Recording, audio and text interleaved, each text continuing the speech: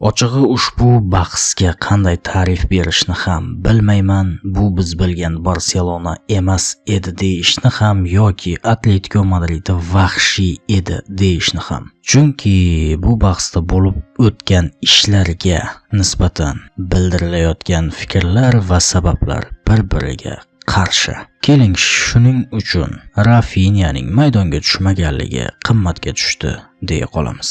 Yoki keltirilayotgan barcha sabablarni bir joyga jamlaymiz.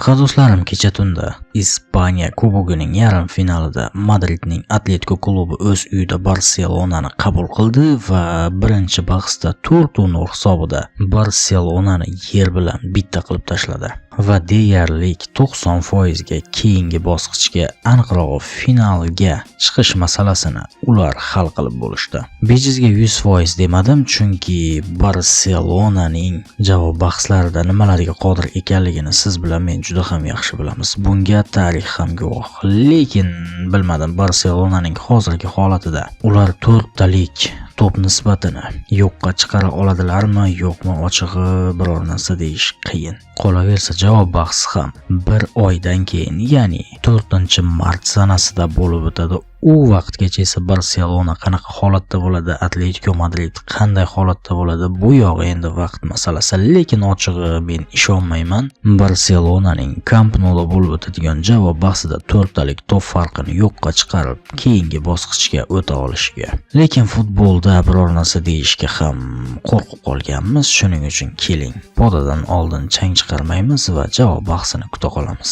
Bahsga keladigan bo'lsak do'stlarim, Barselonaning nima sababdan bunaqangi qaqshatqich mag'lubiyatda mag'lub bo'lganligiga bir nechta sabablar keltirilmoqda. Shu jumladan mutaxassislarning bildirayotgan fikrlariga ham o'zimning shaxsiy fikrlarimni qo'shimcha qilaman. Mening shaxsiy fikrimcha bunga 3 ta asosiy sabab bor. Birinchisi Rafinyaning asosiy tarkibda yo'qligi. Ikkinchisi Barselona ushbu bahsda shunchaki osongina g'alabani qo'lga kiritamiz deya raqibni mensimasdan maydonga tushganligi. Uchinchisi esa Atletico Madridning Barselona uslubiga 100% moslashib olganligi. Ya'ni Barselona oxirgi vaqtlarda sun'iy o'yindan tashqari holat yaratish borasida yangi taktika o'zlashtirgan edi. Ularning ushbu o'zlashtirib olgan taktikasiga esa Atletico Madrid juda ham yaxshi moslasha oldi. Atletico Madrid klubining kiritgan gollariga e'tibor bering. Shunchaki san'at asari.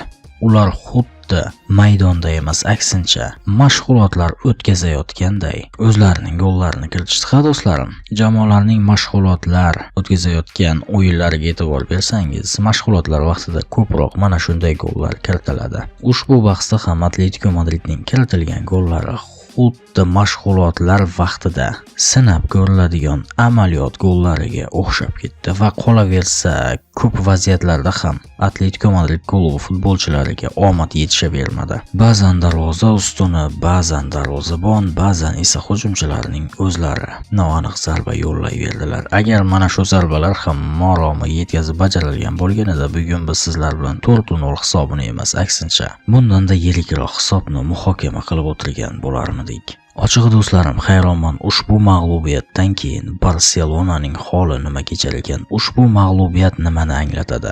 Mavsumning muhim pallalari kelganida Barselonaning yomon ahvolga tushib qolganliginimi yoki bu shunchaki vaqtinchalik inqiroz davri ekanliginimi? Agar Barselona jismoniy holatini, ya'ni sport formasini yo'qotib yomon ahvolga tushib qolgan bo'lsa, menga ishonavering, mavsumning hal qiluvchi vaqtida jamoaga bunday kamchiliklar juda ham qimmatga tushadi. Chunki oldindagi Yevropa Chempionlar Ligasi musobaqasining hal qiluvchi pallalari, Ispaniya La Ligasi uchun ham kurash avjida. Ispaniya Kubogi esa deyarli qo'ldan ketib bo'ldi. Bilmadim do'stlarim, 6talik g'alabalik seriyadan keyin Barselona qaqshatqich mag'lubiyatni qanday qabul qila olar ekan? Do'stlarim, agar esingizda bo'lsa, Barselona so'nggi bor 19-yanvar sanasida Real Sociedad klubiga mag'lub bo'lgandi. Shundan keyin esa ular mag'lubiyat nima ekanligini bilishmay kelayotgandi. Endi esa bum, birdaniga qaqshatqich mag'lubiyat. Agar ushbu mag'lubiyat Barselona futbolchilariga qattiq ruhiy zarba bo'ladigan bo'lsa, menga ishonavering, bundan buyog'iga ularga oson bo'lmaydi. Yana bilmadim do'stlarim, balkim vahima qilishga hali ertadir va ushbu bahsda bo'lgan hodisalar shunchaki tasodif ham bo'lib chiqishi mumkin. Keling kutaylik va kuzataylik. Barselona 17 fevral sanasida, ya'ni roppa-rosa 4 kundan keyin Ispaniya La Ligasi doirasida Girona klubiga qarshi maydonga chiqadi. Agar mana shu bahsda ham Barselona muvaffaqiyatga erisha olmasa, demak bilingki, Barselonaning omadsiz va qora kunlari yetib kelgan. Umid qilamizki, bunday hodisa yuz bermaydi va ular La Liga chempionligi uchun oxirigacha kurasha oladilar. Chunki musobaqada raqobat bo'lsa, bu yanada qiziqarliroq bo'lishi tabiiy. Yevropa Chempionlar Ligasi musobaqasidagi ularning raqibi esa hozircha ma'lum emas. Bu hodisaga ham yaqin kunlarda guvoh bo'lamiz. Siz nima deb o'ylaysiz do'stlarim? Barselonaning asosiy tarkibi maydonga tushishiga qaramasdan bunaqangi qaqshatqich mag'lubiyatiga nima sabab bo'ldi? O'z fikringizni kommentariyada albatta yozib qoldiring, chunki sizlar bilan fikr almashish shaxsan men uchun ham juda ham qiziq. Nima sababdan Barselona birdaniga bunday hisobda mag'lub bo'lishni boshlab yubordi va ushbu bahsdagi mag'lubiyatning asl sababi nima edi? Marhamat, kommentariyalar sizlar uchun ochiq. Men esa do'stlarim mana shu yerda hozircha xayrlashib qolaman va huzuringizga tez orada yana qaytaman. Do'stlarim, futbolni seving va u bilan yashashda davom eting. Omon bo'ling.